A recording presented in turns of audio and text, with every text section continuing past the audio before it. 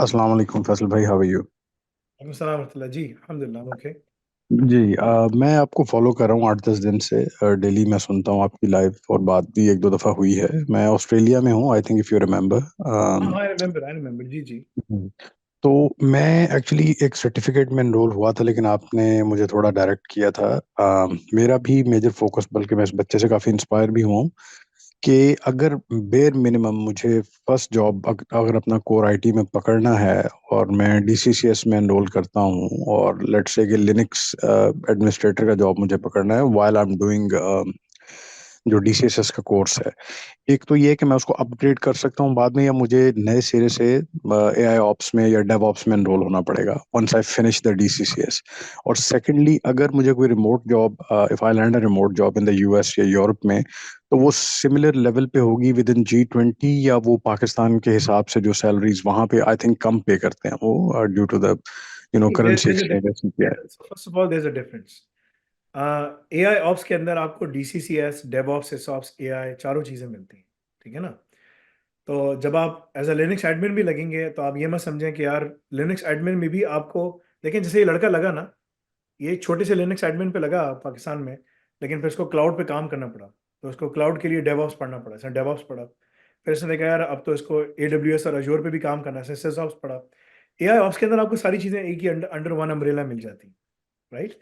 तो AI ops में आपको कोई पीछे जाने की ज़रूरत नहीं है, आपको हर चीज़, 4 पिलर्स मिलेंगे, चारों पिलर्स आपको लेके चलने हैं, ठीक है ना। थोड़ा यहाँ पढ़ें, थोड़ा सा यहाँ पढ़ें, थोड़ा सा यहाँ पढ़ें, यहाँ पढ़ें। मकसद क्या है, इतना पढ़ लें कि आपकी जॉब लग जाए। जब आप जॉब पे लग जाएँगे, फिर आपसे वो लिनक्स एडमिन में बोलेंगे, यार आज हमको पॉडमैन पे काम करना है। चलो यार पॉडमैन कहाँ गया भाई?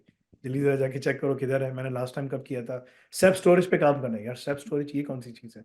अच्छा ये फैसल भाई ने वहाँ अल रज़ाक लैब्स में कराई थी, ठीक है। अच्छा यार इसके बाद जो है ना, अब जो नेक्स्ट काम है डॉकर्स पे करना है। डॉकर्स यही कहाँ, ये डेवऑप्स के अंदर आता है। कुबरनेटिस पे काम करना है, कंटेनर्स के ऊपर, कुबरनेटिस डेवऑप्स में आता है। आज मुझे एडब्ल्यूएस के आर्किटेक्ट के ऊपर ना पूरी सॉल्यूशन डिज़ाइन करनी है, डिफरेंट उसके ऊपर होगी। ये कहाँ पर था? ये सिसऑप्स के अंदर था। यार अब इसके अंदर ना कंपनी वो कंसिडर कर रही है और प्लान कर रही है कि हमें एआई को लेकर आना है, AI ops. See so you have to look into all of those things ना, बिकॉज़ कंपनी में इसी तरीके से प्रमोशन होती है। दूसरी चीज़ जो बड़ी इंपॉर्टेंट है, बहुत सारी पोज़ीशंस आप रिमोटली काम करवा सकते हैं, ठीक है ना? जो कि आप थर्ड वर्ल्ड कंट्री से बंदों को पकड़ के ला सकते हैं, सही है? लेकिन कुछ जगहों पे ऐसा मसला होता है कि आपको वहीं का बंदा चाहिए होता है, ठीक है?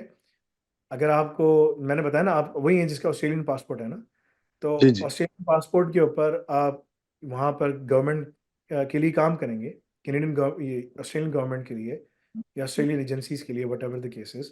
मगर आपकी, एज़ लॉन्ग एज़ कि यू हैव नो फेलनीज़ और anything like that, you can even work, you can have to go through a secret process, एक इवैल्यूएशन प्रोसेस होता है, ठीक है? जिसमें आपकी क्लीयरेंस करते हैं, ठीक है ना? आपके उसकी, और उसके बेसिस पे आपको फिर वो सेंसिटिव काम पे दे सकते हैं। मैं आपको ये बता सकता हूँ, अंदर सारे नेटवर्क्स के ऊपर लिनक्स पे ही काम हो रहा है, ठीक है? तो अगर आपको लिनक्स पे काम करना है और इन्हीं गवर्नमेंट ऑफिसेज़ के लिए काम करना है या एजेंसीज़ के लिए काम करना है, whatever the case is, then you can go through all of those things. But you have to start somewhere. Salary अलग है। कुछ काम के लिए रिमोटली बंदे ढूँढना आसान है, कुछ काम के लिए जो, और कुछ बहुत ऐसे काम होते हैं जिसमें आपको वो नहीं, देखें जैसे बैंकिंग इंडस्ट्री है, बैंकिंग इंडस्ट्री जो है, वो लिनक्स एडमिन रिमोट नहीं रखेगी, वो ऑन साइट रखेगी, यानी कि उसी कंट्री में, क्योंकि उसके नेटवर्क सेंसिटिव है ना। दूसरी क्लाउड मैनेजमेंट कंपनीज जो होंगी ना, जो दूसरों के क्लाइंट्स को मैनेज कर रही होंगी, वो बाहर से बंदा रख लेंगी। बेशक वो बैंकिंग के ऊपर आप काम कर रहे होगे, लेकिन वो क्लाउड मैनेजमेंट के थ्रू काम करो, वो आपको सस्ते में, वहाँ पे वो बोलेगी यार पाकिस्तान से 2000 पे बंदा उठाओ। लड़का आया था, $5000 कमा रहा है पाकिस्तान से बैठकर। $5000 पाकिस्तान में एक सीईओ की तनख्वाह होगी, ठीक है? जो दैट्स वेरी। कंपनीज़ होते हैं ना, बड़ी-बड़ी कंपनीज़ में, तो आप यानी कि 13,75,000 रुपए उठा रहे हैं, इतना तो किसी सीईओ का उठाते हैं, ठीक है? वो बैठ के वहाँ से काम कर रहा है।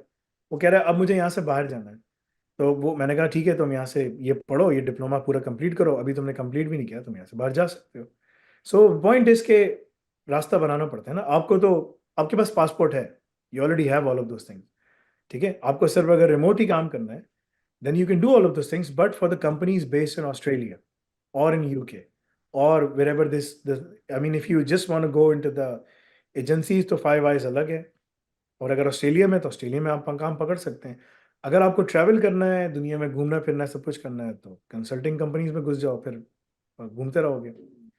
आम तौर पे 99% of the time DevOps SecOps AI के बंदे रिमोटली काम करते हैं और बहुत अच्छे पैसे कमाते हैं, और कंट्रीज में, हर कंट्रीज में, हर जगह पर अलग अलग रिक्वायरमेंट्स चल रही होती हैं। So your requirements are very different. So you'll be working remotely for the companies based in Australia और इन अगर से न्यूजीलैंड। मुझे फर्स्ट जॉब से, क्योंकि डीसीएसएस मैंने अगर स्टार्ट करता हूँ और वहीं से मिलती है मुझे साइबर सिक्योरिटी की या लिनक्स एडमिन की, वो जॉब यूएस में भी मिल सकती है as I mean as a remote job, या अगर ऑस्ट्रेलिया में भी मिलती है तो मैं फिर उसको कंटिन्यू करूँ, अगर मैं लेवल 4 में या 5 में जाता हूँ तो उसमें फी डिफरेंस होगा या मुझे दोबारा से उसको पे करना पड़ेगा? यानी कि ये थोड़ा चीपर है डीसीएसएस जो है, ऑल दो मनी नहीं is not a problem at this stage. नहीं नहीं, आपको दोबारा से करना पड़ेगा। मतलब कि ऐसा नहीं होता कि आपने पहले ये एडजस्ट करा लिया। जब आप किसी यूनिवर्सिटी में देखें, ये सारे डिप्लोमास हैं और ये मैंडेटेड है बाय एजुकॉल ना, जो कि जी जी। रेगुलेटरी अथॉरिटी है। जैसे it's like we are going towards becoming a university. The only difference is we are becoming a hands on university rather than just वो ना।